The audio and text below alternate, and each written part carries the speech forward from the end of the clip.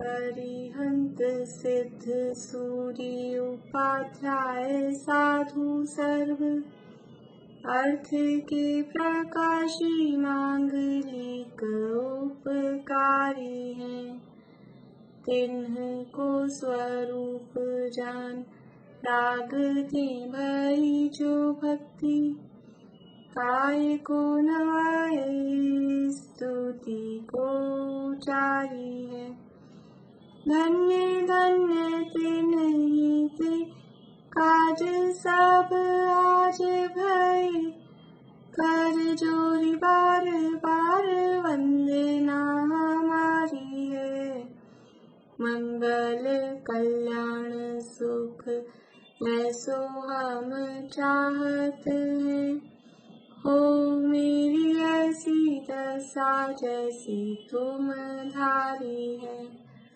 हो मेरी ऐसी दशा जैसी तुम धारी है। मंगलमय मंगल करण प्रीत राग विज्ञान नमो ताहि जाके भई अरहंतादि महान। करि मंगल करि हो महा ग्रंथ करण को काज। जाते मिले समाज सब पावे निज पद राज। इस भव तरु का मूल एक जानहु मिथ्या भाव। ताको करि निर्मूल अब करिए मोक्ष उपाय। करिए मोक्ष उपाय।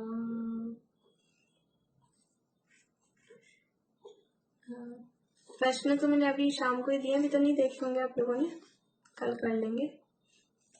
कर लिए शांति में, ये सब लोगों ने नहीं किए होंगे, कल कर लेंगे अपन। अभी यहाँ निश्चयभाषी का प्रकरण 7वें अधिकार के अंतर्गत अपना चल रहा है और निश्चयभाषी की मान्यताएं बताने के बाद में उसकी स्वच्छंदता यहाँ बताई जा रही है। निश्चयभाषी की 4 मान्यताएं, विपरीत मान्यताएं कौन कौन सी हैं आज बोलेंगे। अब आंटी बोलिए। वो अपने को देवी समान मानता है, वो अपने को सिद्ध समान मानता है। वो है नहीं सिर्फ पर्याय में, वो है नहीं सिद्ध समान। वो रागादि भाव से रहित मानता अपने आप को, पर वो रागादि भाव से रहित नहीं है। और वो अपने को नौ कर्म भाव कर्म से रहित मानता है, लेकिन वो उसमें अभी पर्याय में है। हाँ, नो कर्म भाव कर्म नहीं, कर्म नो कर्म, मतलब द्रव्य कर्म और नो कर्म। भाव कर्म तो रागादि में आ ही गए, द्रव्य कर्म और नो कर्म से रहित मान। बढ़िया मुना, अभी आप बोलेंगे।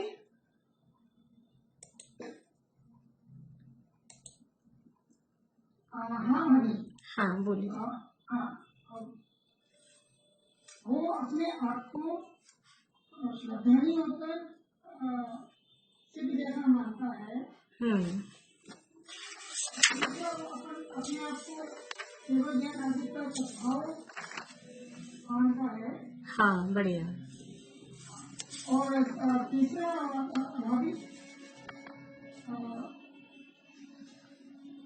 रागादि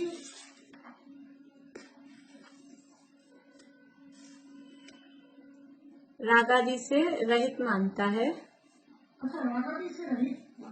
हाँ, और चौथा एक पॉइंट और है। हाँ, अपने को कर्म नो कर्म से रहित मानता है। हाँ, देखिए ये पहला ही जो पेज है ना 7वें अधिकार का 193 193 पेज। तो एक तो निश्चयभाषी मिथ्यादृष्टि हेडिंग जहाँ से शुरू हो रहा है, उसकी दूसरी लाइन अपनी आत्मा का सिद्ध समान अनुभव करते हैं, ये एक पॉइंट हो गया। मतलब याद रखने के लिए शॉर्ट में ये पहला पॉइंट। फिर दूसरा है ये, इसकी नीचे से तीसरी लाइन इसी पेज पे, थर्ड लास्ट लाइन, अपने को केवल ज्ञान आदि का सद्भाव मानते हैं। ये दूसरा पॉइंट आप मार्क कर लीजिए, तो फिर ये याद करने हैं। हाँ, केवल ज्ञान आदि का सद्भाव मानते हैं, ये हो गया। अब है 195 पेज पे, 195 पेज पे ऊपर से थर्ड पैरा है, मतलब 6-7 लाइन के बाद में, रागादि भाव अपने को प्रत्यक्ष होने पर भी भ्रम से आत्मा को रागादि रहित मानते हैं, ये ठीक है। और फोर्थ पॉइंट है पेज नंबर 198 पे, पहली लाइन, कर्म नो कर्म का संबंध होते हुए आत्मा को निर्बंध मानते हैं, ये फोर्थ पॉइंट, ठीक है। ये 4 पॉइंट याद करने हैं सबको, 4 लाइन, फिर बाद में तो आगे तो उसका खुलासा है ही विशेष रूप से, लेकिन ये 4 पॉइंट तो याद रखने ही है कि निश्चयाभासी की मान्यताएं कौन सी हैं। अभी यहाँ कोई बात नहीं, ठीक। अब यहाँ बात चल रही है, ये तो उसकी मान्यताएं हैं 4। अब वो प्रवृत्ति कैसी करता है, प्रवृत्ति में किस तरह से वो स्वच्छंद होता है, तो उसकी प्रवृत्ति की बात यहाँ बता रहे हैं, उसकी स्वच्छंदता। हाँ पारुल, आप बोलेंगे इसके पॉइंट्स, बोलिए।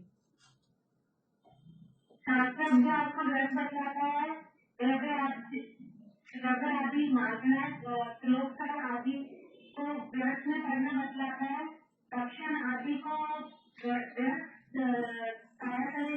है, आदि को आदि के धारण करने को नियम में करना बतलाता है, बंधन में करना बतलाता है। और 5वां पॉइंट पूजन आदि कार्य, पूजन आदि करने को शुभ अशुभ मानकर निरूप बताता है। बढ़िया, बहुत बढ़िया। ये 5 पॉइंट्स उसकी स्वच्छंदता के लिए बहुत अच्छा।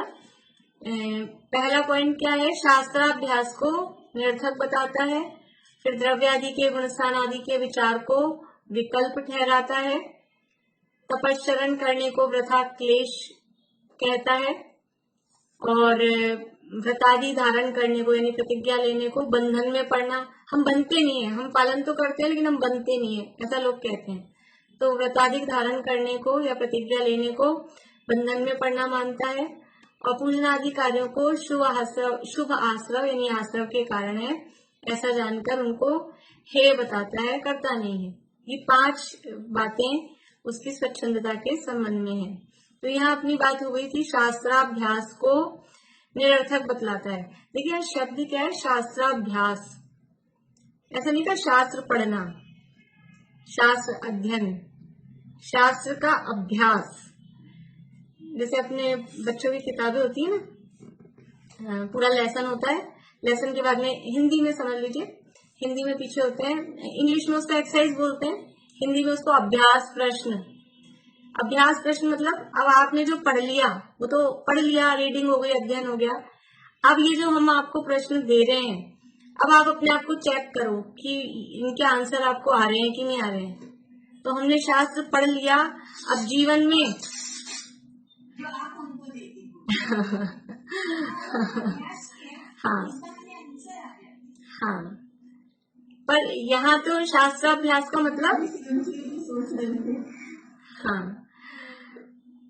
पर यहाँ तो शास्त्राभ्यास में कोई ऐसे क्वेश्चंस तो नहीं है, लेकिन जीवन में यदि इस तरह की परिस्थितियां बनती हैं या कभी कोई टाइम इस तरह का पड़े तो हमको कोई बात याद आती कि नहीं आती है, वो कहलाता है शास्त्राभ्यास। हम इनका बहुत अभ्यास है, बहुत अभ्यास है। अभ्यास है का मतलब क्या कि जब कभी इस तरह की परिस्थितियां कुछ बने तो वो उसको निकाल के सामने रख सकें। जब ऐसा कोई, यहाँ तो वैसे प्रश्न है, पर जीवन में ऐसे इस तरह के कोई प्रश्न सामने खड़े हो जाएं तो शास्त्र के माध्यम से उसका समाधान प्राप्त कर सकें, उसका नाम शास्त्राभ्यास है। जैसे स्वाध्याय भी उसी का नाम है, अकेला रीडिंग कर लेना, आंखों से पढ़ लेना, उसका नाम स्वाध्याय है, शास्त्राभ्यास। वो नहीं है। अभ्यास का मतलब यानी स्वाध्याय का मतलब ही ये है कि उसको भाव भासना पूर्वक समझ कर उसको पढ़ा जाए, समझा जाए। वही यहाँ पर यह अभ्यास का अर्थ भी उसी तरह से है। तो ये शास्त्राभ्यास करना निरर्थक नहीं है, वो पूर्ण रूप से उपादेय है। और जब तक पूर्ण वीतरागता नहीं प्रकट होती है या जब तक पूर्ण रूप से आत्मा में स्थिरता नहीं होती, आत्मा में ही लीन हो जाए सात्विक गुण स्थान से ऊपर, उससे पहले पहले तक ये शास्त्राभ्यास होता ही है, करना ही चाहिए।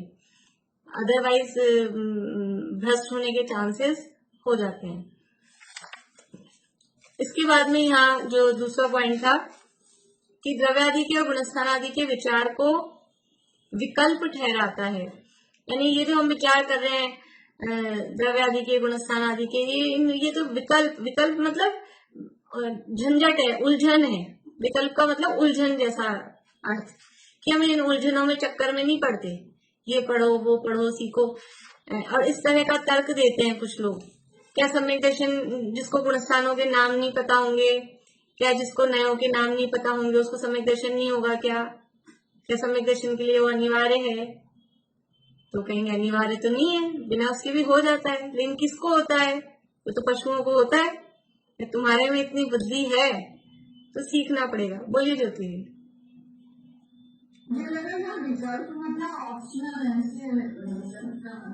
नहीं, ऑप्शन नहीं, ऑप्शन वाला विकल्प नहीं है। विकल्प का मतलब है वही कि हम बेकार की झंझट। विकल्प का मतलब जैसे अपन नहीं बोलते हैं हम इन विकल्पों में नहीं पढ़ते, हम चक्कर में नहीं पढ़ते, इसके अर्थ में ऐसा अच्छा शब्द यूज में लेते तो विकल्प शब्द यूज लेते हैं उसके लिए।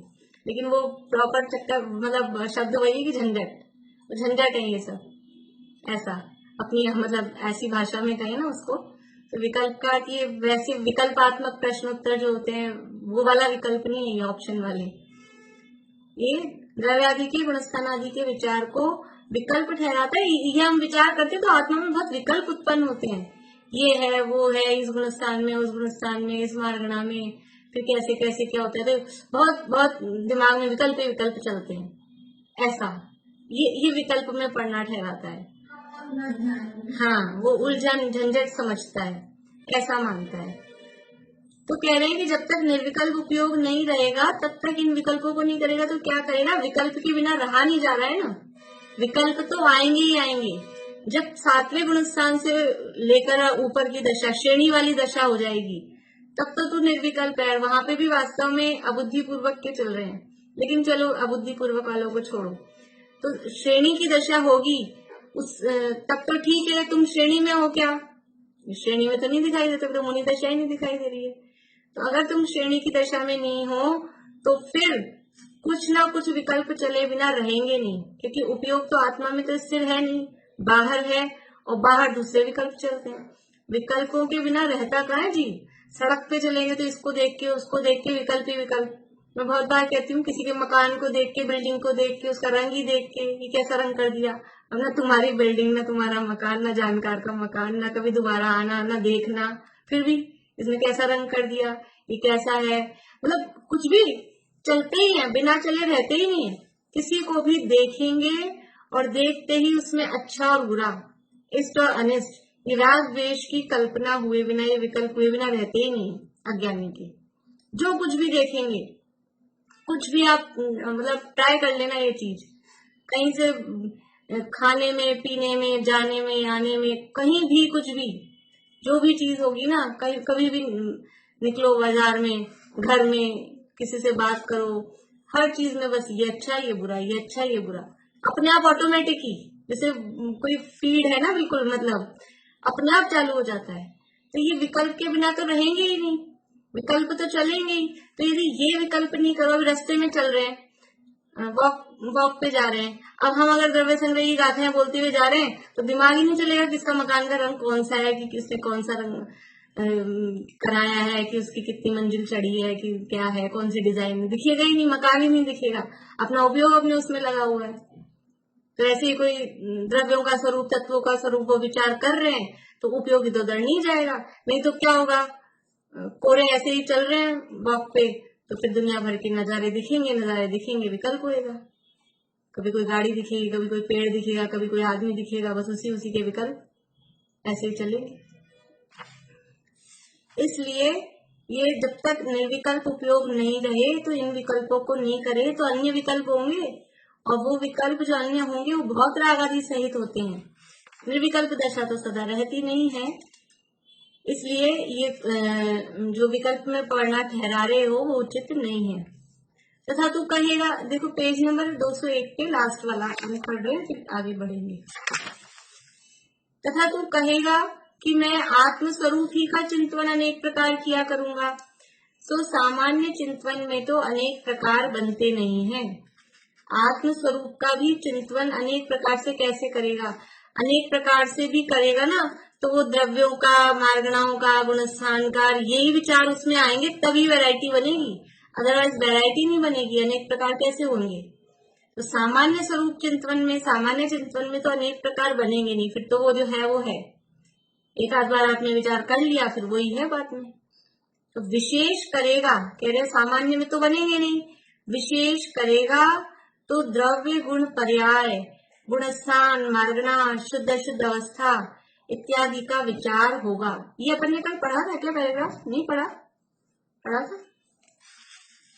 विशेष करेगा तो द्रव्य गुण पर्याय। अब सामान्य आत्मा के चिंतन में तो वो जो बात है वो है।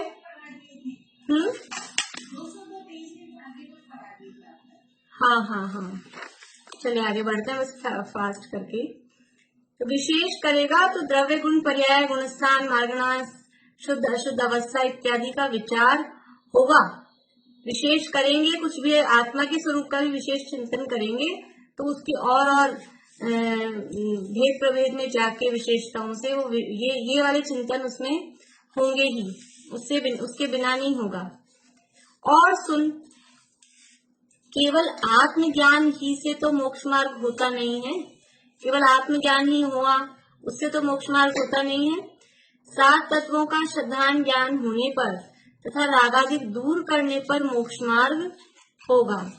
सो 7 तत्वों के विशेष जानने को जीव अजीव के विशेष तथा कर्म के आश्रव बंधादि के विशेष अवश्य जानने योग्य हैं, जिनसे सम्यक दर्शन ज्ञान की प्राप्ति हो।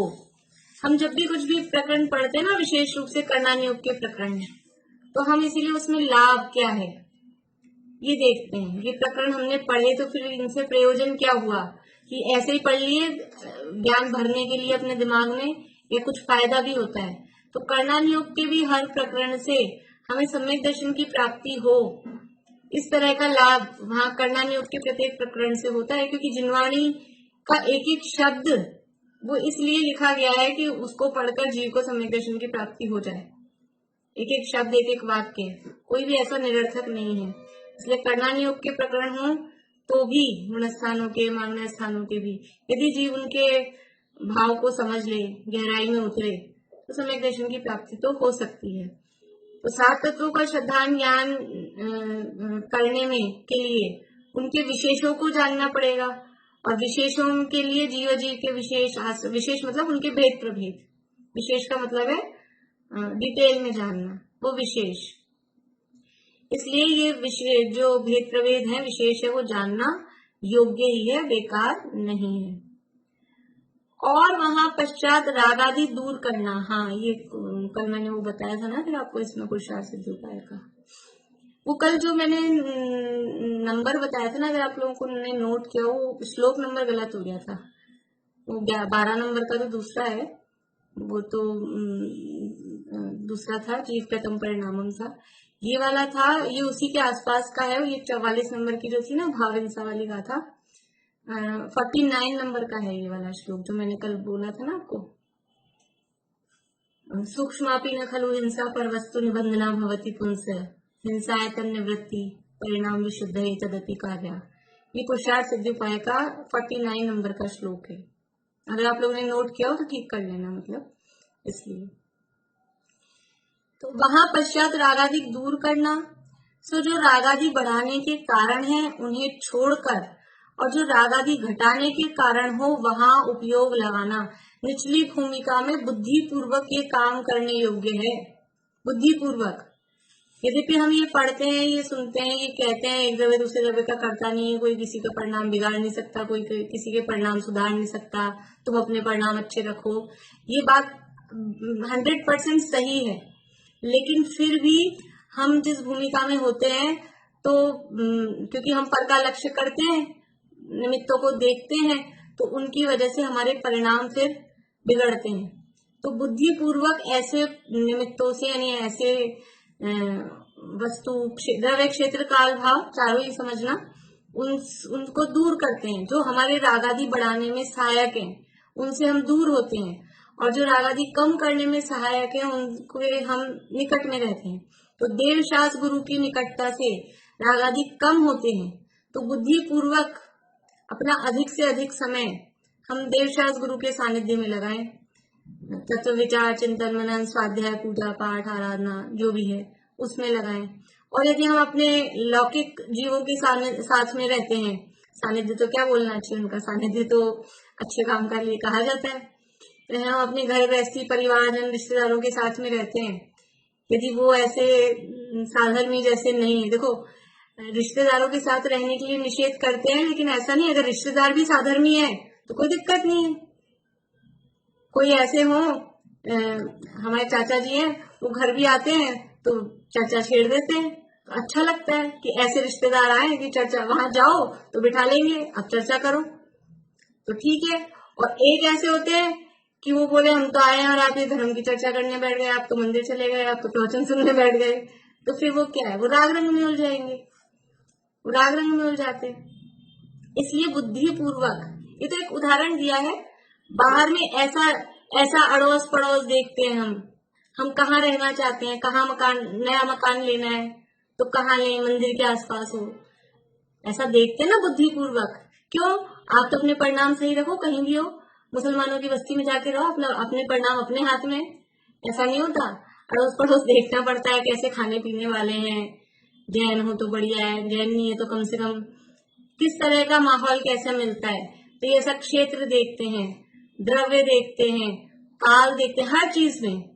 काल का निषेध क्यों करते, रात्रि में भोजन नहीं करना, जब आत्मा कुछ खाता पीता है नहीं, और तो जड़ की क्रिया है, अभी आगे आएंगे और ये बातें। तो ये जड़ की क्रिया है तो दिन क्या और रात क्या, इसमें क्या फर्क पड़ता है, कि ऐसा नहीं।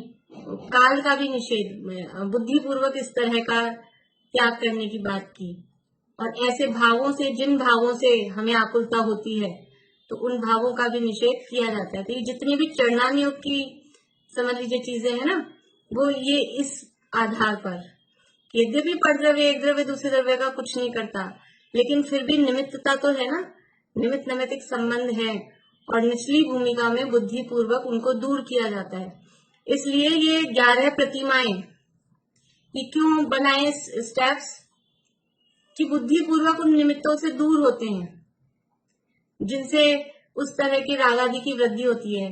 पहले समझ लो व्रत लिया, फिर उसके बाद में सचित्त त्याग किया, सामयिक आदि का अभ्यास किया, ब्रह्मचर्य से रहे, तो बुद्धि पूर्वक ये सब इनको छोड़ा धीरे धीरे, क्योंकि जहां रहने से जिन कामों से राग आदि की वृद्धि होती है वो उसको छोड़ते हैं। जो ब्रह्मचारी लोग होते हैं, ज्यादातर ऐसा ब्रह्मचारियों के लिए नियम नहीं है कि वो घर गृहस्थी छोड़कर ही रहें, अकेले रहें, ऐसा कोई नियम नहीं है। लेकिन फिर भी अपन जो देखते हैं ज्यादातर, तो वो अलग से अकेले ऐसा क्यों रहते हैं कि घर में परिवार में सबके साथ में रहते हैं, तो फिर वही राग द्वेष की बातें और वही चलते हैं फिर सारे। इसलिए उन्होंने ब्रह्मचर्य क्यों लिया है, कि अपनी आराधना के लिए, साधना के लिए, तो वो एकांत में अलग से जाके जहाँ भी कहीं बनता है वहां निवास करते हैं। तो इसलिए जहाँ राग आदि घटाने के कारण हो वहां उपयोग लगाना, और जो राग आदि बढ़ाने के कारण है उन्हें छोड़ना। तो कौन से होंगे, द्रव्य, क्षेत्र, काल, भाव, चारों में लगाना। जिस द्रव्य से, जिस क्षेत्र से, जिस काल से, जिस भाव से राग आदि बढ़ते हों, उन द्रव्य, क्षेत्र, काल, भाव को छोड़ना। और जिस द्रव्य, क्षेत्र, काल, भाव से राग आदि कम होते हों, उन द्रव्य, क्षेत्र, काल, भाव में बुद्धि पूर्वक वहां उपयोग को लगाना।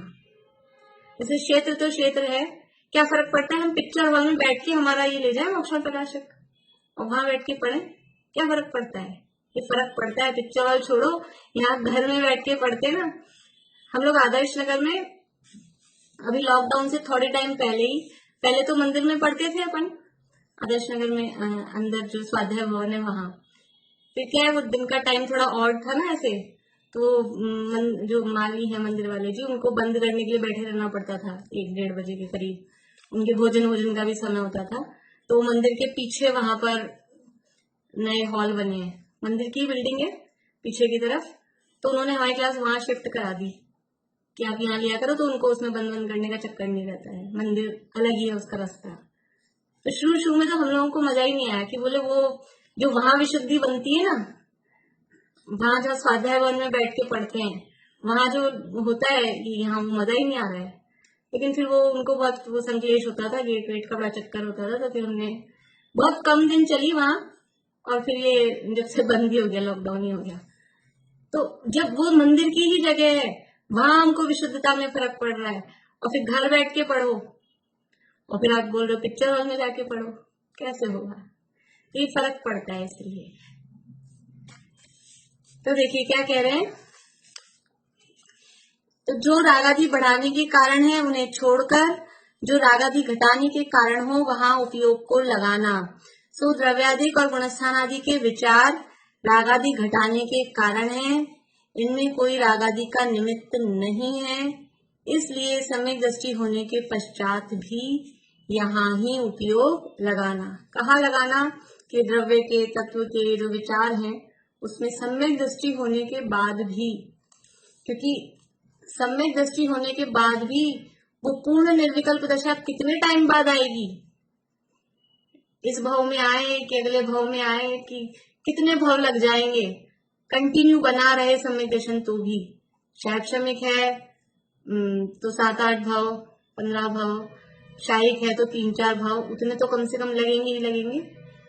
तो तब तक क्या करना? सर्वार्थ सिद्धि के देव क्या करते हैं? सम्यक दृष्टि ना सारे, सर्वार्थ सिद्धि के देव सभी सम्यक दृष्टि है, नियम है, पक्का पता है सबको। वो क्या करते हैं 33 सागर तक तत्व चर्चा कि बस आत्मा का स्वरूप, आत्मा का स्वरूप, क्या आत्मा का स्वरूप किस रूप में करेंगे? 33 सागर तक यही तो सब विचार करेंगे। तो वो विकल्प है, वो तो सम्यक दृष्टि है ना। सम्यक दृष्टि होने के बाद भी ये सारी चर्चाएं करते हैं, इसलिए ये व्यर्थ के विकल्प नहीं समझना चाहिए। फिर वह कहता है, 202 पेज पे ही है, फिर वह कहता है कि रागादि मिटाने के कारण हो उनमें तो उपयोग लगाना, परंतु त्रिलोकवर्ती जीवों की गति आदि का विचार करना, कर्म के बंध, उदय, सत्ता आदि के बहुत विशेष जानना, त्रिलोक के आकार, प्रमाण आदि जानना इत्यादि विचार क्या कार्यकारी हैं?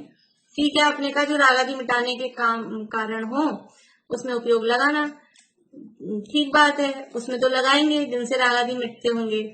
लेकिन अभी 3 लोक में की रचना जान रहे हैं, सुमेरु पर्वत कितना लंबा है, तो कितनी हाइट पर वो पांडुक वन है, तो कितनी हाइट पर कितने वहां पे चैत्यालय हैं, और उसके बाद में वो असंख्यात द्वीप समुद्र कितने हैं, असंख्यात कितना बड़ा होता है, एक सरसों डालो, फिर एक वो पहले गड्ढा भरो, फिर एक सरसों खाली करो। अभी ये क्या है? हमारे तो दिमाग में ही सब उलट पुलट हो जाता है। पहले भरवाते हो फिर खाली करते हो, तो खाली करानी थी तो भरवाई क्यों? कैसा लगता है? तो बोल रहे हैं कि ये सब क्या है? त्रिलोकवर्ती जीवों की गति आदि का विचार करना, कि कौन किस गति में है, किस गति में कितने जीव हैं, और कैसे कैसे पहले नरक में, दूसरे नरक में, अलग अलग सारा, इस मार्गणा में क्या है, उस मार्गणा में क्या है, इन सब से क्या है? कर्म के बंध, उदय, सत्ता आदि के कर्मों का, ये जो है ना 4 प्रकार के, प्रकृति, स्थिति, अनुभाग और प्रदेश बंध, ये 4 प्रकार के बंधों की इतनी डिटेल है पूरे गोमट साजी कर्म कांड में। 9 अधिकार हैं, और एग्जैक्ट तो मुझे याद नहीं, 900 के लगभग कुछ गाथाएं हैं उसमें, और इतना डिटेल में वर्णन है। क्या मतलब है उससे? क्या मतलब है नाम कर्म के, किस कर्म के कितने टाइप के बंध स्थान बनते हैं, यानी कौन सा कर्म कितने टाइप से बंध सकता है, और उसमें से गुणा करते रहो, निकालते रहो, इन सब से क्या मतलब है? जिसमें राग आदि घट रहे हैं वो बताओ आप। तो इन सब से जानने से क्या मतलब है? वो कहते हैं कि राग आदि मिटाने के कारण हो उनमें तो उपयोग लगाना, परंतु त्रिलोकवर्ती जीवों की गति आदि का विचार करना, कर्म के बंध उदय सत्ता के बहुत विशेष जानना, त्रिलोक के आकार प्रमाणादिक जानना इत्यादि विचार क्या कार्यकारी हैं? उससे क्या होगा? तीन लोग कितना बड़ा लंबा चौड़ा है, आज उन्होंने दिन में बताया। उसे सिद्ध भगवान कितनी, यहाँ से हम पहुंचेंगे ऊपर सिद्धालय में। आज जो वो बता रहे थे ना, उस समय मैं उसको समझाने बैठती ना, तो वो ज्यादा पता नहीं, जो नए लोग थे उनको ज्यादा समझ में आता नहीं, इसलिए मैंने कुछ नहीं बताया। लेकिन वो क्या बता रहे थे कि हम यहाँ से पहुंचेंगे ऊपर सिद्धालय में। कल्पना करें हम जा रहे हैं यात्रा पे ऊपर सिद्धालय में, तो हमको सिद्ध भगवान कहाँ पे मिलना चालू हो जाएंगे, कितनी दूर ऊपर अब पहुंचेंगे कि हमको सिद्ध भगवान मिल जाए। तो वो कैलकुलेशन वो बता रहे थे दिन में कि सर्वार्थ सिद्धि से कितना ऊपर पहुंचेंगे, सिद्धशिला से कितना ऊपर पहुंचेंगे, वो सारी कैलकुलेशन उसमें थी दोपहर में। तो ये सब ये क्या कार्यकारी है? उत्तर, इनके भी विचार करने से राग आदि बढ़ते नहीं हैं, प्रयोजन वही है। राग आदि जहां कम हो रहे हैं वो तो उसमें तो उपयोग लगाना ही है, लेकिन अगर हम ये विचार कर रहे हैं ना, तो हमारे राग आदि बढ़ते नहीं। ऐसे अंदर आत्मा जो लौकिक राग द्वेष की बातों में अंदर जो आत्मा कष्ट पाती है, जैसे बोलते हैं जो आत्मा को कसे, वो कषाय है ना। तो लौकिक जो चर्चाएं होती है ना राग द्वेष की, उसमें आत्मा दुखी होता है, कसता है। और कोई बात किसी से हो गई हो, वो बार बार में रह के आ जाती है, मेरी क्या गलती थी, उसने ऐसा क्यों बोला, मेरी क्या गलती थी, उसने ऐसा क्यों बोला, वही विचार आते हैं बार बार में। तो उससे क्या होता है, आत्मा अंदर से दुखी होती है। और उपयोग इसमें लग गया ऐसे सूक्ष्म विषयों में, तो वो विचार याद ही नहीं आएंगे, राग आदि बढ़ेंगे नहीं इसमें। यदि उपयोग इसमें लगा रहे ना तीन लोग की रचना जानने में, कर्मों की प्रकृतियां जानने में, तो किसने क्या कहा था कितने टाइम पहले, जो आज तक याद करके बैठे हैं, वो याद नहीं आएगा उतनी देर तो नहीं आएगा ना। तो राग आदि बढ़ नहीं रहे आपके। तो कह रहे इनके भी विचार करने से राग आदि बढ़ते नहीं है, क्योंकि वे ज्ञेय इसको इष्ट अनिष्ट रूप है नहीं। अब तीन लोग की रचना ऐसी क्यों है? नीचे से चौड़ा, फिर सकड़ा, फिर चौड़ा, फिर सकड़ा। अब अपना घर का कोई पोर्शन हो ना, घर हो, कमरा हो, उसमें जरा सा ये टेढ़ा और ये यूं, तो उसमें हमारे को राग द्वेष होते हैं। ये ऐसा क्यों है, ये यहाँ से टेढ़ा है, ये सीधा है, ये इधर से घुमा हुआ है, ये छोटा है। और अब तीन लोग की रचना ऐसी है टेढ़ी मेढ़ी, तो कोई राग द्वेष नहीं होते, है जैसी है। इसमें कोई इष्ट अनिष्ट की कल्पना नहीं है। इसलिए कह रहे हैं कि वे ये इसको इष्ट अनिष्ट रूप है नहीं। कहाँ कितनी आयु है, कौन से नरक में कितनी आयु है, कौन से स्वर्ग में कितनी आयु है, तो उसमें हमको कुछ राग द्वेष होता है? नहीं, वहां तो ज्यादा होनी चाहिए थी। भवनत्रिक में भी 10,000 वर्ष मिनिमम, और नरक में भी मिनिमम 10,000 वर्ष, वहां तो ज्यादा होनी चाहिए थी कम से कम। ऐसा कोई विकल्प भी नहीं आता है, विचार भी नहीं आता है, ऐसे कोई राग द्वेष भी नहीं होते हैं कुछ भी। अपने संबंध में कोई बात हो ना, तो अपन ऐसे करते हैं, अच्छा कोई लेन देन की बात हो, यानी बहू को भी 500 रुपए दिए और मैं सास थी, मुझे भी 500 रुपए दिए, एक सा ही दे दिया, इसमें तो बराबर क्यों दिया? बड़े छोटे का हिसाब रखना चाहिए था। तो घर की बातों में ऐसा दिमाग चलता है, और वहां पर देवों को जो और वही नारकियों को बराबर कर दिया एक साथ, तो कुछ इस तरह नहीं लगता है, कोई राग द्वेष नहीं होते। सामान्य रूप से सब जान लेते हैं, राग द्वेष बढ़ते नहीं है,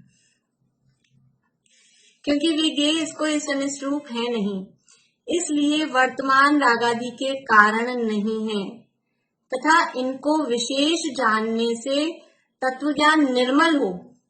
अभी तो सामान्य जान रहे हैं ना, तो भी राग द्वेष नहीं बढ़ रहे, और विशेष गहराई से जानते हैं तो हमारे तत्व ज्ञान में निर्मलता आती है, महिमा आती है, केवल ज्ञान की महिमा आती है, ज्ञान स्वभाव की महिमा आती है। और उसमें बारीकी से जाएं तो ऐसा ज्ञान मुझ में भरा है, और गहराई में जाए तो वैराग्य की पोषण उसमें अपन करते हैं, लोक की रचना वगैरह देखते हैं तो कैसा क्षेत्र परावर्तन किया, क्या किया, ऐसे सारे विचार। तो इनको जानने से भी तत्व ज्ञान निर्मल होता है। देखो वर्तमान में रागादि बढ़ नहीं रहे, अभी जिस समय इनका विचार कर रहे हैं, पढ़ रहे हैं ये बात, तो अभी कोई स्तनिस नहीं लग रहा है, इसलिए रागादि बढ़ नहीं रहे, और फिर बाद में तो बढ़ जाएंगे ना। तो कह रहे हैं कि अभी आपका इससे तत्व ज्ञान निर्मल हो रहा है, कषाय मंद हो रही है, तो आगामी भी रागादि घटाने को ही कारण है। इसका फल, इसका रिजल्ट ये आएगा कि भविष्य में भी आपके रागादि कम होंगे अपने आप ही, क्योंकि अभी मंद कषाय है, कषाय मंद है, उपयोग इसमें लगाया तो और कषाय मंद हो रही है, तो वो उसका जो रिजल्ट आएगा, फल आएगा, वो भी आगामी भी रागादि घटाने को ही कारण है। बाद में कभी आपको बात याद आएगी, ये बातें ऐसी है कभी भी याद आएंगी तो राग द्वेष होंगे क्या। गुण स्थान की, मानना स्थान की, तीन लोक की रचना की, कर्मों की स्थिति, बंद आदि की बात कभी भी याद आई तो हमको राग होंगे क्या, नहीं होंगे। और घर गृहस्थी की बात जब कभी याद आ जाती है तो क्या होता है, बोलिए निशांति।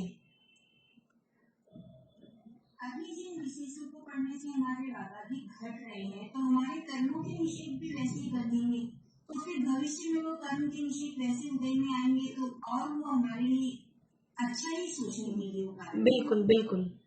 और ये जब इसमें उपयोग लगाते हैं ना, जब इसमें समझ लीजिए शास्त्राभ्यास में इस तरह में उपयोग लगाते हैं, तो अभी उसमें आएगा प्रायोगिक लब्धि वगैरह के प्रकरण में, तो कि वो कर्मों की स्थितियां अपने आप कम होती हैं, ऐसे ऑटोमेटिकली बहुत स्थितियां कम हो जाती हैं जब हम, यानी कर्म ऐसे हैं कि जरा सा इनको लगे ना कि ये अपने आत्मा के स्वरूप का चिंतन भी कर रहा है, जीव विचार भी कर रहा है, फिर कर्म ढीले हो जाते हैं, इनकी पकड़ ढीली हो जाती है।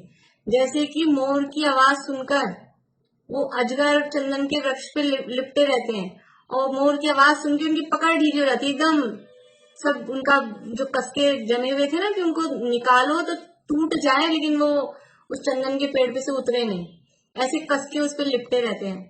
और मोर की आवाज सुनते ही एकदम सब पकड़ उनकी ढीली हो जाती है।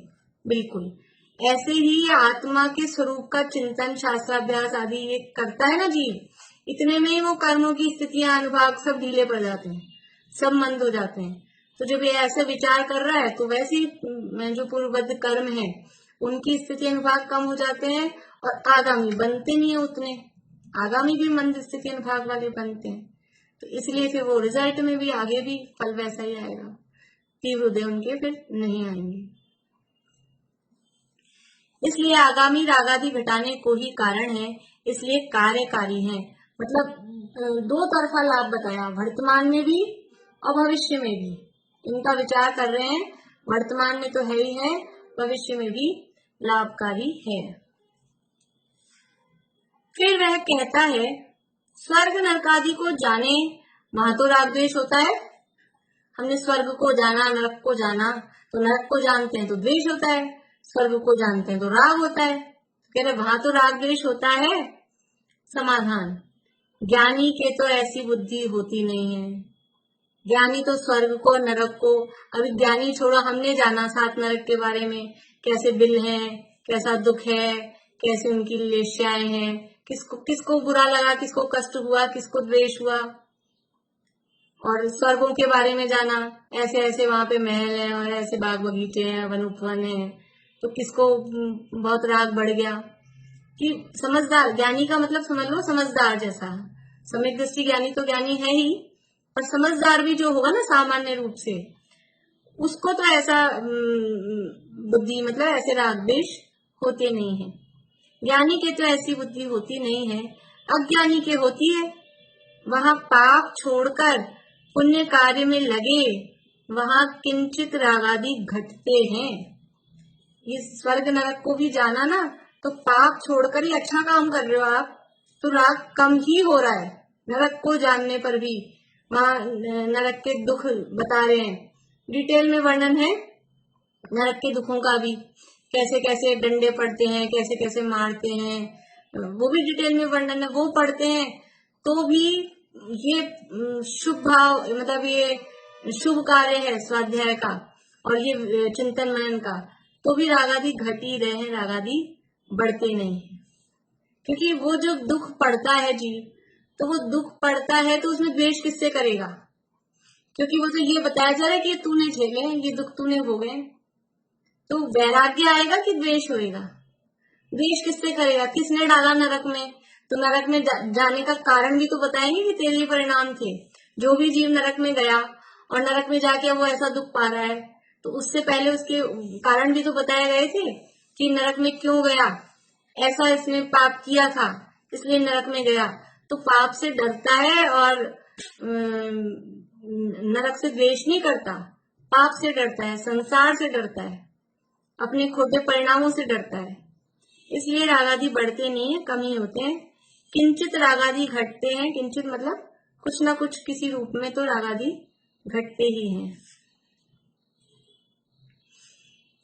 देखिए पढ़ तो लेते हैं, फिर कुछ होगा तो कल वापस से ले लेंगे। फिर वह कहता है कि शास्त्र में ऐसा उपदेश है कि प्रयोजन भूत थोड़ा ही जानना कार्यकारी है, इसलिए बहुत विकल्प किस लिए करें। तो शास्त्र की मानते हैं, शास्त्र की माने कि आपकी माने? शास्त्र में ऐसा कहा है, बस प्रयोजन भूत थोड़ा सा जान लो, ज्यादा झंझट में पढ़ने की जरूरत नहीं है, ऐसा शास्त्रों में लिखा है। कालम एक ऐसा श्लोक आता है कि मुझे श्लोक याद नहीं है पूरा, हिंदी मतलब उसका अर्थ ऐसा है कि काल थोड़ा है, आयु अल्प है और शास्त्रों का पार नहीं है, इसलिए जल्दी से वो कला सीख लो कि जिससे संसार समुद्र से तिर जाओ। तो क्या है वो कला? कि देह जुदा आत्म जुदा, यही तत्व को सार, बाकी जो कछु और है यही को विस्तार। एक युगल जी साहब का भी एक ऐसा छोटा सा है वो 2 लाइन का, देह से भिन्न आत्मा का पृथक बोध कर लो, बाकी सब ज्ञान पेटी में बंद करके धर लो। देह से भिन्न आत्मा का पृथक बोध कर लो, बाकी सब ज्ञान पेटी में बंद करके धर लो, यही मोक्ष मार्ग, और तिरने की ये कला जल्दी से सीख लो। कितना सा सीखना है? प्रयोजन भूत बस जानना है। प्रयोजन भूत क्या है? कि देह और आत्मा भिन्न है, इतना जानना है। बाकी जो कुछ ज्ञान है ना, कुछ काम नहीं आएगा, वो पेटी में बंद करके धर दो, वो कुछ काम नहीं आएगा, भेद विज्ञान ही काम आएगा। ऐसा शास्त्रों में लिखा है, शास्त्रों में लिखा है। इसलिए हम और दूसरे कुछ ज्यादा पढ़ते नहीं, देह से भिन्न आत्मा का बोध करना है, ज्यादा झंझट में अपने को पढ़ना नहीं। गुणस्थान, माग्नस्थान, 3 लोग, ये विकल्प ही विकल्प है, हम विकल्पों में नहीं उलझते। तो क्या कह रहे हैं, देखिए उत्तर, जो जीव अन्य बहुत जानते हैं और प्रयोजन भूत को नहीं जानते, अथवा जिनकी बहुत जानने की शक्ति नहीं, उन्हें यह उपदेश दिया है। ये उपदेश किसको दिया था? कि देह से भिन्न आत्मा का बोध कर लो, बाकी सब ज्ञान पेटी में बंद करके धर लो। किसको दिया था? कि जो बहुत अपने आप को बड़ा पंडित और मेरे को ये ज्ञान है, ये ज्ञान है, ये ज्ञान है, और ऐसा करके मान कषाय में चढ़ रहा है कि इतने किताबों का ज्ञान है, इतनी डिग्रियां हैं मेरे पास में, लेकिन देह से भिन्न आत्मा का बोध ही नहीं है। तो कह रहे तुम्हारा सारा ज्ञान एक तरफ रखो, तुमको ये भेद विज्ञान है कि नहीं है? उसको ऐसी डांट फटकार लगा के कहते हैं कि तुम्हारा बाकी सब ज्ञान कुछ काम का नहीं है। ये असली काम क्या है? असली ज्ञान क्या है? असली ज्ञान है ये भेद विज्ञान, आत्मा और शरीर की भिन्नता जानना। वो नहीं जाना और सब अंग पढ़े 9 पूर्व रटे, पर उसका स्वाद नहीं जाने। 11 अंग 9 पूर्व का पाठी हो जाता है मिथ्या दृष्टि, और फिर भी जो आत्मा का स्वाद है, ये भेद विज्ञान है, वो नहीं होता है। अवेग वैवेक तक चला जाता है ना, मुनि बन गया, कठोर तपस्रण किया, लेकिन ये भेद विज्ञान नहीं हुआ।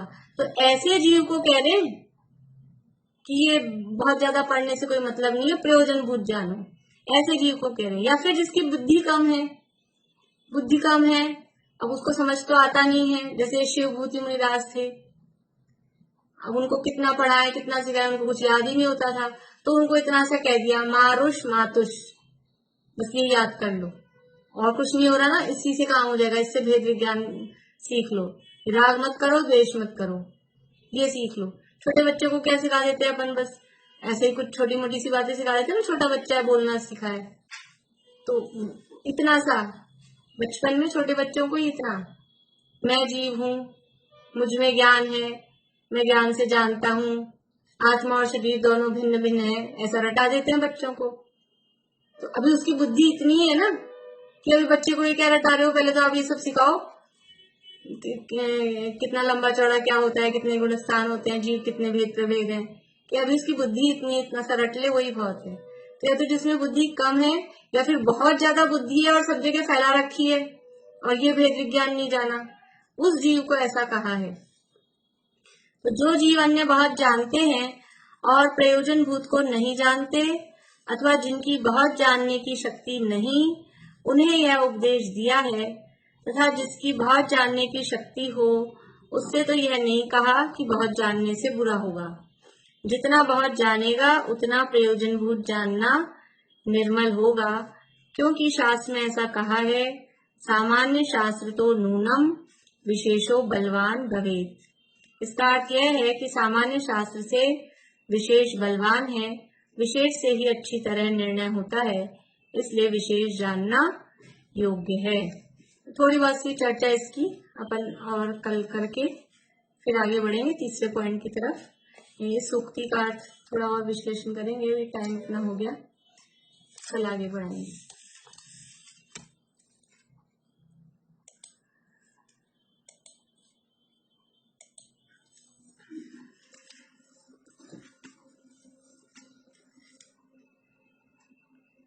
हे धर्म जिन सद धर्ममय, सत धर्म के आधार हो, भव भूमि का परित्याग कर जिन भव जलधि के पार हो, आराधना आराध कर आराधना के सार हो, धर्मात्मा परमात्मा तुम धर्म के अवतार।